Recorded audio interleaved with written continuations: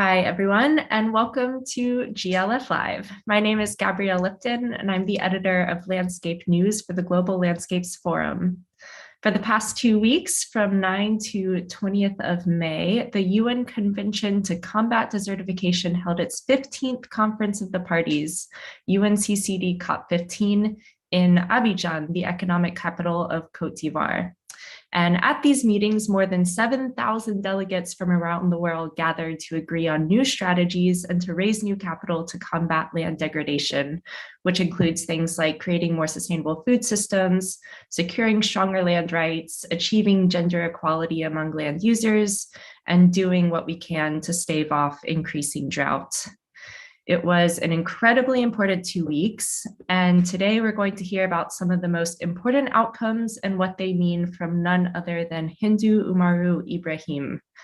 Hindou is a member of the Oumarou pastoralist community from Chad, and she's one of the most prominent and passionate Indigenous rights activists in the climate change arena.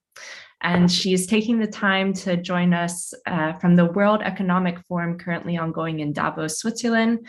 And we are incredibly lucky to have her with us for a few minutes today. So welcome so much, Hindou. Thank you so much for taking the time to join us. And I'm really looking forward to hearing from your perspective what happened at the COP15 in Abidjan. So we can just dive right in. What, in your opinion, were some of the most important outcomes of those 2 weeks of negotiations? Sure. Hi, everyone. It's a great pleasure being with all of you here, and good morning from Davos.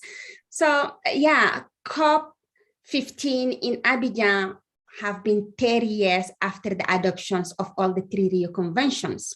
And it is also coming in a 50 years of Stockholm, where the first environmental discussions started. So what's come out from this COP, it is how the land may be also in the middle of the discussions where we talk around the environment, because we cannot talk about biodiversity, about climate change without tackling the land, and especially the land degradations. So this COP talked also especially around the land right, because we know that when we talk about the land, there is a lot of land grabbing, there is a lot of land destroyment, there is a lot of people that displaced because they do not have a fertile land around the places. And that creates a lot of challenges around how they can share the land and how they can be settled in the new land that they are going to be there. So then that's where the land right discussions have been very important. And particular discussion was also focused on the community land and the land access to women. So that is really incredible, because most of the time women do not have land right at all. And then when we talk about the decision-making, women are always left behind, because it's the discussions of the man first and then the women after.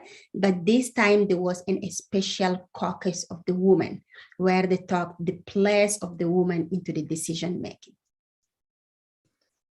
Thank you. And we're definitely going to get back to some of those points on rights and gender rights, especially, which, as you mentioned, was a core focus of this COP more so than ever before. But it's interesting what you're saying about this new narrative being put forth on land and putting land in the middle of environmental discussions. I think that was something very new as well. Shortly before this COP, the UNCCD released a report that found that 40% of all non-ice lands are degraded. Do you think this enormous factor is being taken seriously enough? Is it getting this, are we seeing the support needed to overcome such a figure? I mean, the short answer, I can say no, because if they consider it that the 40% of the degraded land, it's continuously to be maltreated and we need to restore it, we cannot go to the COP and ask again about the land right. Because most of the time people do not see the real consequences of the environment degradation. Because when you go to the convention of the climate change, people talks about, okay, how we can mitigate climate change, how we can get people to adapt to the climate change. But what is the reality when we say mitigation or adaptation? For them, maybe it is around the forest, around the energy, maybe around the building, etc. And adaptation is around, okay, how we can build the resilience of the peoples, but they do not link it to the land. And when you go to the Convention of Biological Diversity, so they talk most of the time how many species that we are losing around the world, and millions of them during just our generation, and how we can restore them, how we can protect them. They do not link that with the land. But everything is dependent from this land, from the soil. It can be an ice land, it can be a savanna land, it can be a desert land, it can be a forest land, it can be a glaciers land, mountain land, all it is land. And that's why the 40% was a big number with all what is we experiencing around the world, the food insecurity, because we grow the food in the land, and land who is fertile. If the land is degraded, you cannot grow the food anymore. And that's we ending up with the food insecurity around the world. So this report is showing concretely what we lost, and if we do not take an action, what we are going to lose beyond just the ecosystem, but maybe the life of peoples that start to be lost. Yeah, absolutely. And you mentioned soil as well. And it was great to see that soil was getting more attention as well. I feel like that's often been left out of so many discussions, even though that's where all of our food comes from. That's where so much that we depend on comes from. But you were talking about how land feeds into things like biodiversity, into climate adaptation and mitigation. So let's go in that direction. There's still 2 COPs left this year. We have the Biodiversity COP, and we have the COP in Egypt, the big climate COP in November. So how do you hope on a more granular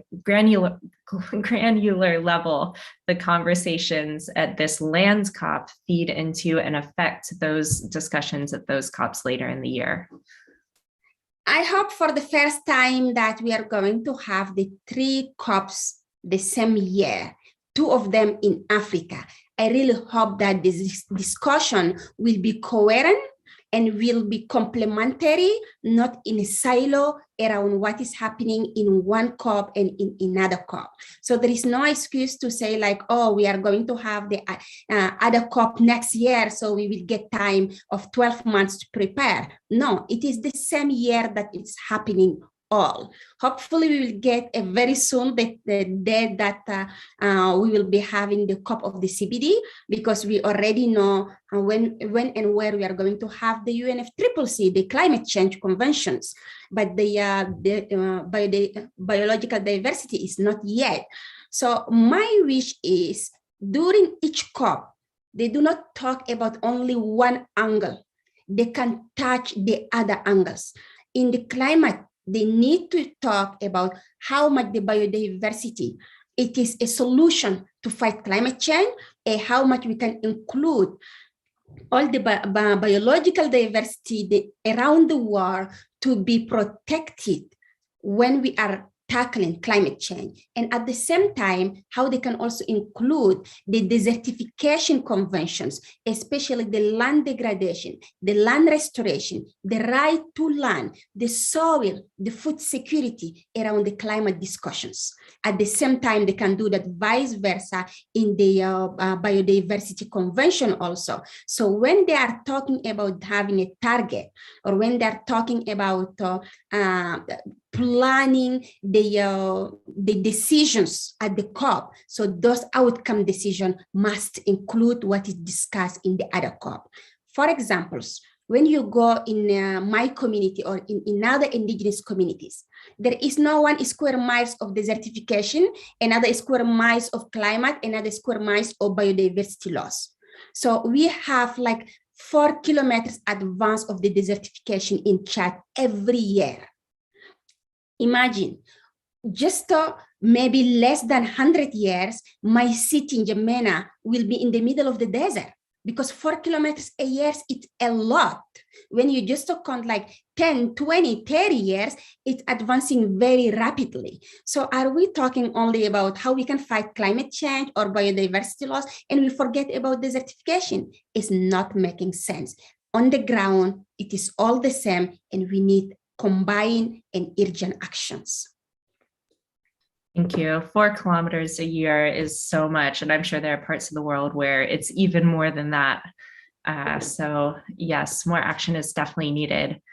On that front, one of the hallmark projects of the UNCCD has been the Great Green Wall. So trying to regreen a part of the Sahel, this region that spans across Africa, to keep the Sahara Desert from moving south and causing more desertification than there already is. How are you seeing this project at the moment? And in the negotiations, where did it stand? How is it discussed? What's the tone around this major project at the moment? So the Great Green Wall, it is one initiative among others when we talk about how we can fight desertification. But it is the big one because it's about building a tree belts around all the Sahara and Sahel regions in order to mitigate the advance of the desertification. However, we are talking about the region who is already impacted severely by lack of water. And if you don't have water, it's very difficult to also plant the trees. So the project must be in a community level, because those are the ones who can take care of the trees over the years and years, because you cannot plant a tree and have your tree the next day. You need to take care of it, and you need to do a process over the years in order to have all your trees are planting and taking care. And by the time, what will be the role of the peoples who are taking care, because they need food. They need also to survive. They need also to have, or the families or the communities are thriving. So that's why like this project can tackle the women needs, the youth, and then the communities. So then those peoples will be the actor who can implement the project. But how they can be involved, because this project is at the government level and at the big agency of the Great Green Wall. So the agency must decentralize the discussion, must give the space on the decision making to indigenous people's organizations, to the women, to the youth, to come over and tell them how they wanted to have this project. There is about 16 or 17 billions already committed. Of course, it is not the cash in the tables, but committed to help this project to go forward. So what are we waiting? Because this money have been decided 2 years ago. And we still just deciding on who we can put in the office, who we can recruit. For me, it is not the issue of recruitment. It is the issue of going directly through the action. If they do not know already who they're recruiting, so why they're talking about this project years and years? So they must immediately move in each country, organize a consultation with the communities and take what the communities say and gather a projects from each part of this Great Green Wall. And by the next 6 months, at least we can say which communities is involved, how many youth, women, indigenous peoples are involved, and how much we are going to give those communities to start implementing the real project. Yes, so moving out of the hallways, mobilizing that finance, getting it down to land users. I read a statistic the other day that some 80% of food grown in Africa is done by women. So what you're talking about women and indigenous communities is so crucial to give them this power, to give them this capacity. As a woman, as an indigenous representative who has been on the climate change scene for years, wearing your amazing Oumarou clothing and earrings and jewelry, and just really lighting up these conferences with the spirit of your community, how have you seen recognition, support for women and indigenous issues grow in the space of these conferences, in the space of the negotiations? Is it enough? Is there still a long way to go? Where does that stand? I think, I mean, it's very difficult to evaluate how much it's growing, because when we talk about the place that they are giving to the women. So at the last COP in Glasgow, we have been negotiating just the seat for use for women, for indigenous peoples.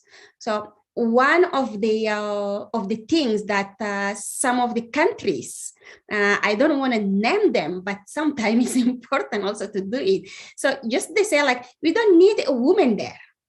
So it is just like at the last COP. It's so shocking for me that we always come and fight and tell them women is more than half of the population. Women are doing all the land management. They are taking care of food at the community level. They are restoring, they have knowledge. So we tell all the positive things that women are doing. And at the end of the day, you just like get one country who say like, no, in this seat, we don't need women to be there. So it's like, seriously, in which year that are we? So we still get some challenge to get a real place of women. It have to be naturally, to do not be in the discussions. In every decision, we must ensure the women place, indigenous women place are there without asking or without negotiating that we need the voices of the women. It must be like that. If like I have to dream about this 2022, that's how it must be. But we is still struggling that wanted to be sure the women are there. If we are not there, we are not talking about, so we will be left behind. And having the women at the international level, it is one thing. Sometimes it's just like checking box because they wanted to have the number of the women in this meeting, but what the women say is that matter. Because we don't want it to be a figure. We don't want it to be an indigenous woman with indigenous clothes and jewelry being around and say like, oh, we wanted to have them in the room. Maybe they can be great in the photo. No, we wanted them to hear, to listen what we are saying and to consider what we are saying. So this is how we are seeing our participation. Participation is not about the number, but participation about what we're saying is matter. And when you go at the local level, or at the national level, the woman role and women place must be also recognized and included into the decision making because they are actors. When you have a climate impact, those who are left behind are women because most of the time it's easy to be man and leave the community to jump to the next city. But the women are there to ensure the security of youth, elders, to take care of the children and to ensure that the community back are there and living. So why not we cannot give the chance to those women to implement all the solutions? So we need to build this trust and we need to see it is not a negotiation. It has to be natural. Thank you. We will definitely be sharing some of those messages that you just said across our platforms because these are so important to reiterate and reiterate until it happens. It's just so crucial to have meaningful participation, as you were saying, not just participation, but meaningful. And so I know we're coming up on time here and you've been so generous to join us from Davos, but I was wondering if we could end on that note. Could you give us some insight into what's happening in Davos, which is such a notorious event for the money that is there, for the power that is centered there? So coming from Abidjan and looking forward to other COPs this year, how are those discussions and those key poignant points of dialogue that are important to you that we've mentioned in this conversation, how are those being discussed or feeding into Davos, or are they at all? What's happening there in relation to all of this? Right. I mean, that's also what brought me here in Davos. So there is around 4 topics that are going to be discussed here. So firstly, of course, we all know that it is Ukraine-Russia war. And then the second is climate change. And then we have also the post-COVID recovery and then the global economy. So those discussions going to be around all Davos, and it started already the day before yesterday afternoon for me, and then yesterday for the official opening for all the peoples. So we are going to have some discussions around the nature positive that some people call it, and then of course climate solutions or blue carbon, etc. So for me, the message is here. It's how all those business leaders who own all the money, who own all the power, and who must change things and still do not change them, even if they show they are changing. But for me, the easy question is, they promise of the 100 billions for climate. Since Copenhagen COP, they didn't fit the gap to today. But they do have the 100 billions because it is just to give this money to the developing country. They still do not fit this gap. So it's a big shameful because it is a moral issue. Even if they are thinking about billions and billions, they must fit the gap of this one. So are they serious if they are not filling this gap and talking about another money? Secondly, when we talk about the food insecurity, and then they are talking about the one between Ukraine and Russia, yes, but they saw that. Maybe they used to see the food insecurity around only developing world, but now the developed world are getting impacting. So it is time that they think even they are rich, decentralization of the family farming, community food, national development food, it is more efficient than having the globalization. When something happens, everyone is impacted at the same way. So people are experiencing the bread price was increasing, the oil, etc. It's around all over the world. It is at the same time also they must be focused discussing about access to the clean energy. When they see they need the gas from whatever country, or they need energy from another country. So what are they wearing? If they think they are rich and they are coming from developed country, they must develop this renewable energy, and then they do not have to depend from one or another country, and they must invest that in developing country. So I had an interesting discussion yesterday around the debt and debt release. So one of the questions was like, they wanted to invest in nature, but they wanted to do that in terms of debt. But my answer is, the debt is for who? They contracted the debt from nature. They exploited all the nature. They take all the mining to become rich. So it is time to give it back. It has to be a donation. It's giving back. It is not a debt at all, because they are the one who contracted the debt. It is not the developing country. It is not the indigenous communities. It is not the rural communities. It is themselves as rich who contracted debt from nature to become rich. So they must give back. So I hope that this discussion will end up by how we can have the equity, justice on all the richness, and fighting climate change as a global issue, not as singular. What an eloquent way to describe how the world has gotten to the state that it's in today. I'm not sure if we can end on a better note than that. Thank you so much for joining us today. Thank you for making the time amidst all of your ongoings in Davos. And I'm sure it gives so many people hope to know that you're there in the hallways, speaking on behalf of communities, speaking on behalf of women, speaking on behalf of nature. So thank you for all the great work you're doing there as well. Hindou, always such a pleasure. Thank you so much again. And to everyone who took the time to join us this morning, thank you for carving out some space in your day for this conversation. And we'll see you next time on GLF Live. Thanks so much.